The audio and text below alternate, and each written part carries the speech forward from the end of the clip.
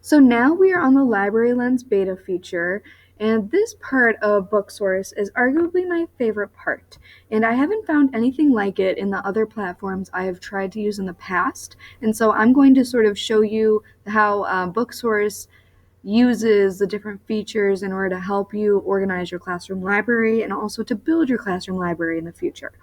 And so this feature of Booksource allows them to run a comprehensive evaluation of your library. It also allows you to identify gaps and opportunities for improving the diversity of your selection.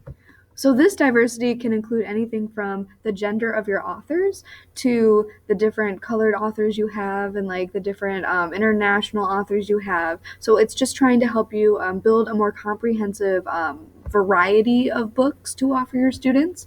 And that is probably a good thing that I really enjoy as well. What they also do is they verify your titles and title suggestions based off of their own selling points because they have their own bookstore online, and so they verify it using their experts and they vet every title that they sell so that we don't have to. And so the more verified titles we have in our library, these are used for Booksource to give you more suggestions for books that you think students might actually want to read based off the books you already have.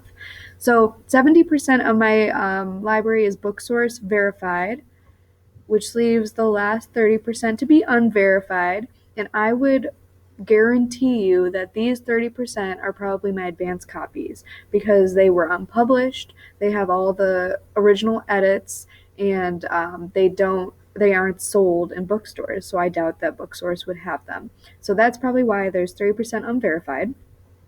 If we continue going down, we see from Booksource's verified results what they have determined about my classroom library so far. So let's start with the achievements. So I have 6 things here, and these are things that you're doing right.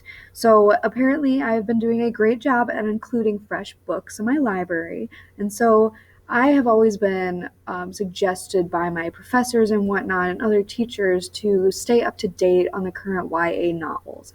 And so I probably try to get through a new YA book once a week.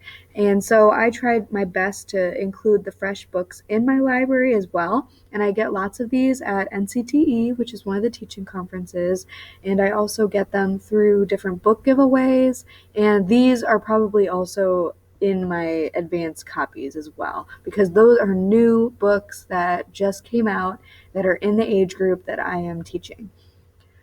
It also seems I have plenty of books featuring people from other countries, international authors, and that's something I also have been trying to improve with my classroom library, so it seems that I'm doing that right. If you click one of these, I just want to show you this real quick. It will take you to this sort of site where they actually sell the books. So this is what I was talking about earlier, where Booksource has a website where they sell their books. So if you need more international authors, it seems I do not, but you can have your hassle saved with their in-house team of book experts that have already verified these titles. So these are some suggestions if you find yourself in the analytics, and it's on the left as well. So if I just go back. So if you find yourself in the suggestions or issues category here and you need some different books, they actually take you to this site that has pretty affordable ways to buy some.